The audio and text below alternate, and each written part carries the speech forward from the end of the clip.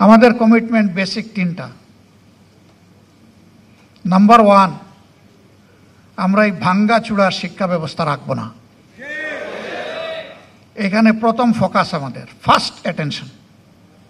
আমার মেরুদণ্ড নাই তো আমি দাঁড়াবো কিভাবে, আমি বসবো কিভাবে? মেরুদণ্ড ছাড়া তো শুইতেই পারবো না, আমি তো একটা ফুটবল হয়ে যাব। প্রথমে মেরুদণ্ডেই চিকিৎসার জন্য হাত দিতে হবে। এখন কেউ যেন আবার অপপ্রচার না করে যে উন্নয়নের শিক্ষা বাদ দিয়ে এখন শুধু হাদিস কোরআনের শিক্ষা দেওয়া হবে। আরে ভাই, হাদিস কোরআনের ভিতরেই তো সব উন্নয়ন আছে, এবং এটাকে সাপোর্ট করতে গিয়ে দুনিয়ার যত উন্নয়নের শিক্ষা সব ইনকর্পোরেট করা হবে ইনশাল্লাহ।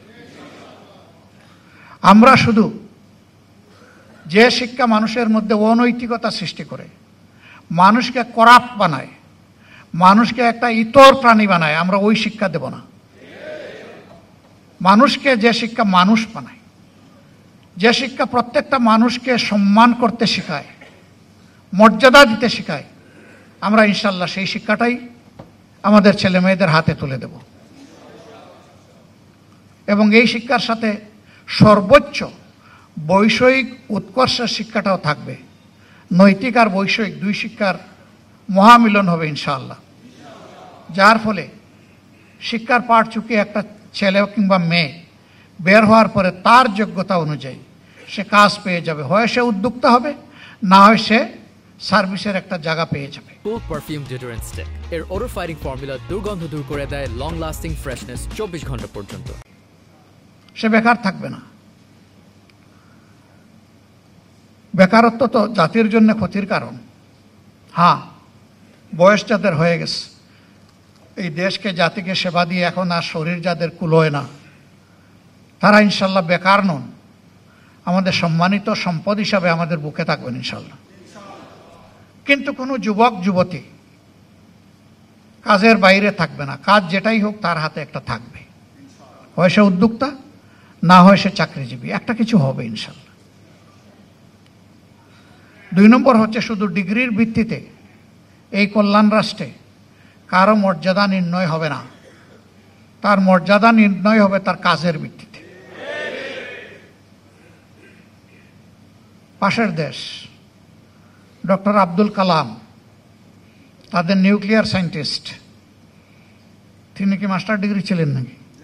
গ্র্যাজুয়েট ছিলেন, ইন্টারমিডিয়েট ছিলেন, হাই স্কুল পাস করেছেন? কিছুই না। কিন্তু পরবর্তী পর্যায়ে অনেক কিছুই হয়েছে তার। সেই জাতি তো তাকে সম্মান দিয়েছে। কি জন্যে? তার কন্ট্রিবিউশনের জন্য, তার অবদানের জন্য, তার কাজের জন্য। সমাজে যারাই সমাজকে মন উজাড় করে দিবেন তারা ইনশাল্লাহ সম্মানিত হবেন। বাকিরা তাদের থেকে শিক্ষা নিয়ে নিজের দুর্বলতা কাটিয়ে উঠবেন। এইভাবে সমাজের চাকা আলহামদুলিল্লাহ সমান্তরাল দ্রুত স্পিডে সামনের দিকে যাবে। আমাদের দ্বিতীয় অঙ্গীকার, আমরা দুর্নীতির জড় কেটে দেব ইনশাআল্লাহ।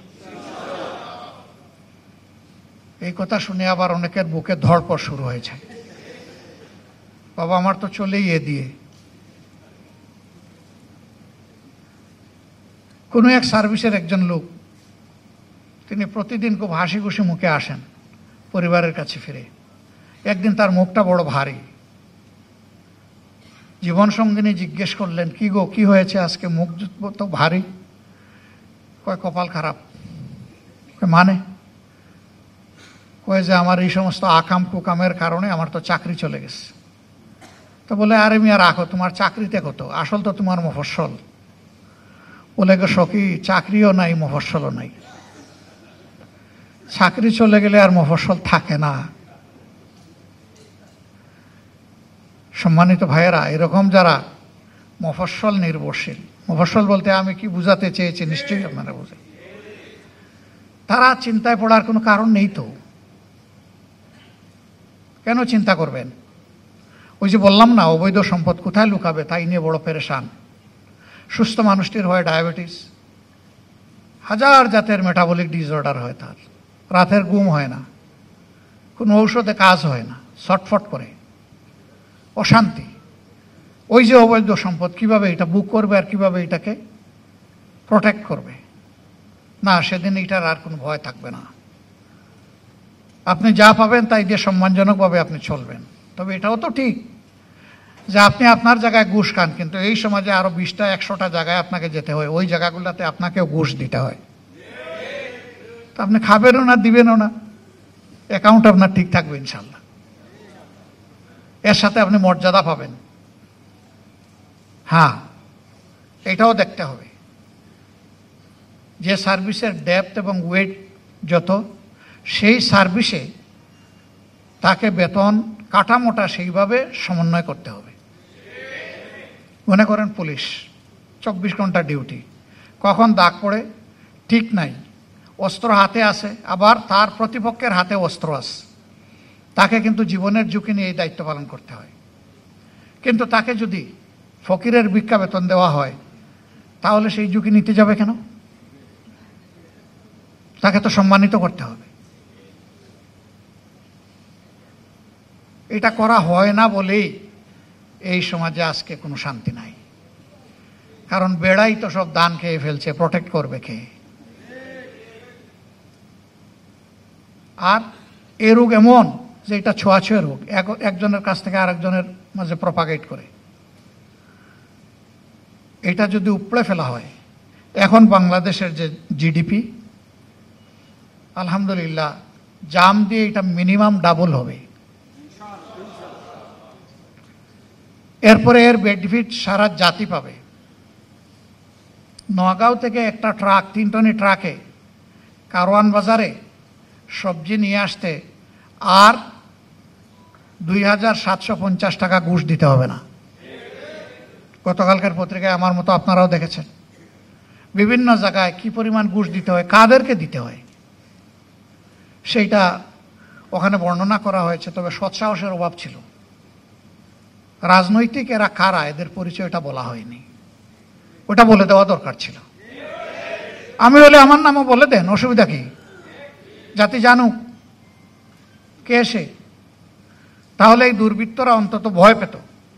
কিন্তু ওই রকম ইনডিরেক্ট রিপোর্টে ভাই বড় কোনো কাজ হয় না। মিডিয়ার ব্যক্তিরা এখানে আছেন, আমি বলবো আসল জায়গায় হাত দেন আপনারা।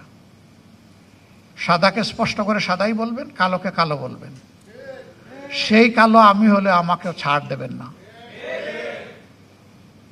তাহলেই মিডিয়ার যে স্লোগান, যে মিডিয়া হচ্ছে জাতির দর্পণ, ইয়েস, এটা ফুলফিল হবে।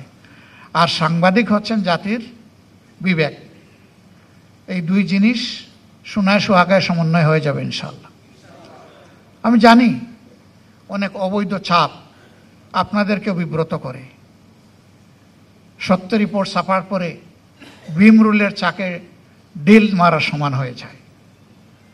এখানেই তো সাংবাদিকতার মজা। ওই ভীম রুলের কামড় সহ্য করে যিনি সাংবাদিকতা করতে পারবেন, তিনিই সঠিক সাংবাদিক। আমি বলি রাজনীতিবিদদের 2টি কলজা লাগে, আর সাংবাদিকদের লাগে 3টা। মানে তাদেরকে ভীষণ সাহসী হতে হয়, দুঃসাহসী হতে হয়।